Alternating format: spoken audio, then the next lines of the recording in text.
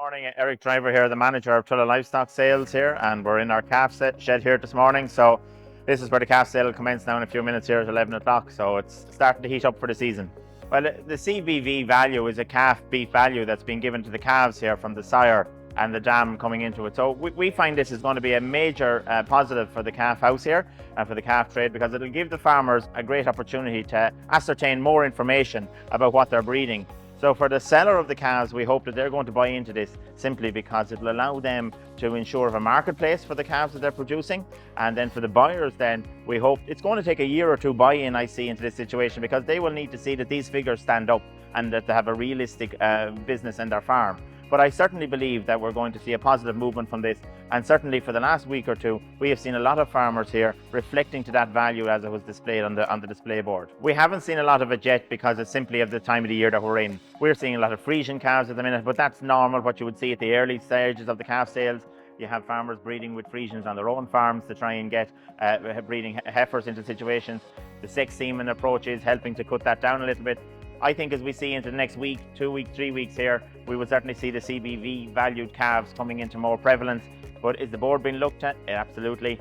Farmers are trying to ascertain the correct information. It costs money now to rear a calf, and they want to ensure that they're buying the best value they can when they come into the ring. Absolutely, absolutely. Without a doubt, that's a big prevalence I have noticed here this year, especially the conversation has been happening since January of this year. I've noticed a lot of the farmers who we'll be making contact with to rear calves, so we know our returning customers, and they would say, Eric, we want a calf out of X, Y, or Z. We're noticing now that they're doing a better return here, and we want to have those calves because we need to keep them moving. You know, as you know, cattle is beef, needs time and money to produce it, and the quicker you can turn beef around, the better.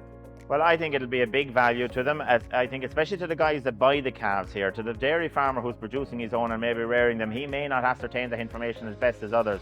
But to those that come in here and buy their calves, I think it's a big tool, it's a major assistance to them because it gives them a value, a guided range where they're going to go to with this. Commercial beef value, I'd honestly say to you there it is in the name, you know. The figure is there, it's a thing that they can ascertain to using here on their farm. And I really believe that with this, it's going to take a year or two buy-in, but they're going to buy into it because we are now aware that information is key, and we've seen that.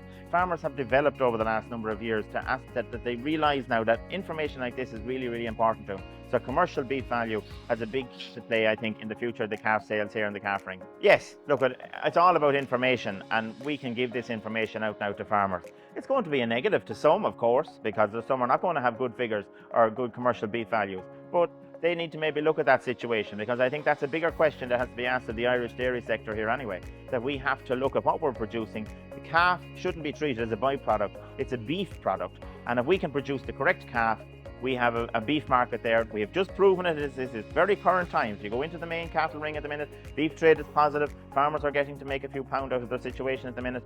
So if we can get that right, we can sustain the green Ireland and the green markets that we know, and the commercial beef value can only be an assistance to that. I think it's a process. It will build the process here. So I think that's what's going to happen. We will certainly see buy-in into this. It's going to take this calf season to portray its information on the board for farmers to realise that this has a merit, because, you know, a farmer no more than anybody else in their line of business, they won't take it until they know what it's like, and it's like taking a tablet. You have to take the pill for a week or two to get to work. It's going to be the same here, but there is going to be buy-in. I don't doubt it for a minute, and I think it's going to be absolutely very important. Look at the stars in the suckler beef scheme. Now they're all buying them starred heifers. We disagreed with how maybe the stars might have been handed out, but the farmers are realising that there's something in what's been said to it.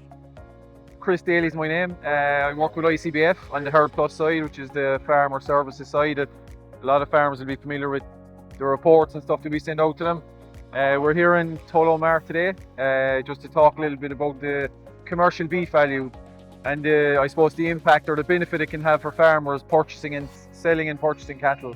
So a number of years ago, ICBF and Teagasc came together, and you know, traditionally, I suppose if you think about ICBF, the services have been really aimed at breeding herds, so suckler farmers, dairy farmers that are calving cows, but there was never really anything available for the dry stock operator, the guy that was buying animals.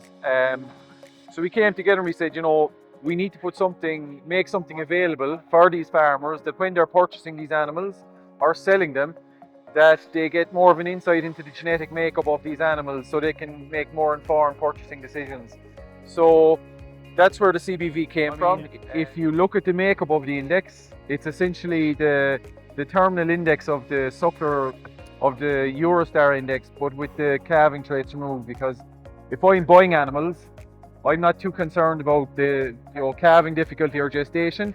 I'm concerned about, once I buy those animals, will they perform well on the traits that are of economic importance to my system? So weight gain, conformation, docility, feed intake, etc. If you think about the calf trade, a lot of these calves are being traded at less than a month old. It's very difficult for a farmer to ascertain the potential quality of those animals going forward. I mean, you can tell if an animal is healthy, you can tell if it was well fed on the farm, but genetically it's very, very difficult to ascertain. It's very different for a farmer buying weanlings or stores, because they're more mature animals. You'll get a better idea from looking at those animals what their quality is, because they've had a chance to express it. But it's extremely difficult to ascertain that from looking at a calf. So the commercial beef value will be really important for calf buyers, because there could be, like in the mart here today, there could be 500 calves of a certain breed type. They all look pretty much the same at 3-4 weeks of age. But the CBV will really differentiate, the top calves, the average calves, or the lower calves. Yeah, so if you take an animal with a CBV of 100 euros, for example, what that means is that animal should leave 100 euros more to the dry stock farmer than the average animal. Now, not all of that will be in terms of carcass value, because some of it will be in terms of savings on feed intake, and docility is also in there as well, which may be not as tangible to the farmer. They will see the difference on their kill sheet when they slaughter the animals, but there will be some savings in there as well on feed intake. And docility, if the animals are quiet, then there's going to be less labour involved in handling them, and there's health and safety implications there as well. So from the various programs, farmers are very interested in it, and it's because of the reasons that I outlined. When they're buying calves, it has been very, very difficult for them to ascertain what the genetic merit of those calves were, or their genetic potential is. So particularly amongst calf buyers, there has been real big buy-in into the CBV, and farmers are looking for it. So it's your main output traits, so carcass weight, carcass conformation, and in-spec, so making sure that the animals hit proper fat scores. You're in of age at slaughter, which is obviously an important one. If animals can get to finish sooner, it's going to save money. You have feed intake.